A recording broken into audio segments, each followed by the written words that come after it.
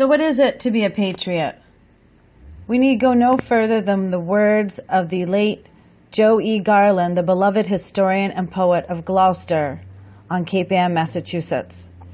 In his book Unknown Soldiers, which was based on the experiences of himself and his fellow soldiers in World War II, Joe writes, "The greatest generation? No, we occasionally pulled off what had to be done. My vote for greatest generation, with all respect, love, and loyalty for my own, goes back to our revolution of men and women who fought, sacrificed, suffered, and died for their freedom from a distant, contemptuous, arbitrary, and rather stupid emperor across 3,000 miles of ocean. They were the generation that produced the most noble documents in human history, the United States Constitution and Bill of Rights. The generation of my particular forefathers here in Gloucester, Massachusetts, once the greatest fishing port in the New World, who met in town meeting on December 15th, 1773 and voted as one. They said, if we're compelled to make the last appeal to heaven, we will defend our resolutions and our liberties at the expense of all that is dear to us." And Joe says, and they did. What did that mean? To refuse to allow a foreign power to invade them, to be part of the resistance. It meant that 3 of 4 working men on Cape Ann were seafarers, and so now cut off from their livelihood by the enemy blockade.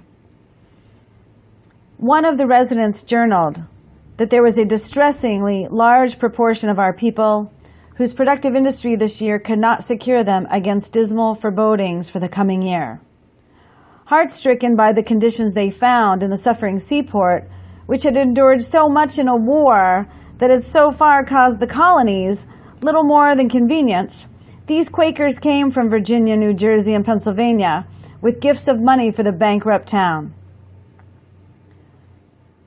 So, what is it about March 17th, the day on which our case, Blumenstein and others versus Mike Pence and others, has been scheduled for conference on March 17th? Well, there's more to the story. As part of Cape Ann's resistance, there was a greater resistance in Massachusetts. And finally, George Washington's first victory in the American Revolution took place on March 17th, 1776, the day that General Washington and the fledgling Continental Army forced the British to end their occupation of Boston. This bloodless liberation of Boston by the Patriots brought an end to a hated 8-year British occupation of the city. Getting the British to evacuate from Boston was a major victory for the Continental Army. And less than 2 months later, the colonies adopted the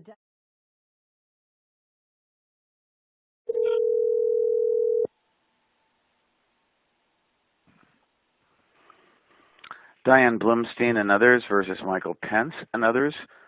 United States Supreme Court docket number 16-907.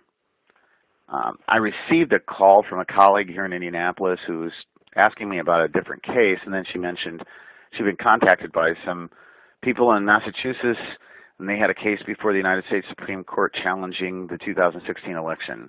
And I said, what are they doing? And she started describing it, and I said, did they send you any paperwork? And she said, yes. And I said, could you send me copies of the paperwork? And she said, well, sure, no, I'm not going to do that. And I said, well, why not? She said, because I know you and you'll kill yourself on this case, and I'm going to save you from yourself. And I said, look, I'm going to spend 12 to 14 hours tracking this down. It's not privileged, is it? And she said, no. And I said, then just send me the paperwork. So she did, and I looked at it, and I thought it looked pretty cool what was being alleged. And so I figured to call somebody. So I called Dianne Blumenstein. And Dianne answered, and because she's a pro se litigant, so I can contact her. And I said, hi, this is Mark Small. I'm calling from Indianapolis. And she said, yeah. And I said, I know what you guys are doing in front of the Supreme Court, and I think it's really cool. And she said, well, thank you. And what do you do for a living? And I said, oh, I'm a lawyer. And she said, okay, well, in what area do you practice? And I said, primarily appeals. And she said, are you do you do federal appeals? And I said, well, I'm admitted to 4 circuits, the United States Court of Appeals and the United States Supreme Court. And she said, would you be interested in representing us on this case? And I said, oh, gee whiz, I hadn't thought about that. And then 2.5 hours later, I had been vetted, and I was counsel on this case. And I've gotten to know the people in the case. I know that they refused to accept the results of the elections. They'd figured out on their own that the Supreme Court was the way to go. Dr. Kelly Senholz and Kirsten Elaine Martin are the 2 organizers. All these women have worked really hard, but Kelly and Kirsten have managed to organize and focus folks all the way from the beginning through today, and they're continuing to do it. They're tremendous, and this case is important. I think people should believe in it and should do what they can to help us and get this election, all the things done that should be done about it done.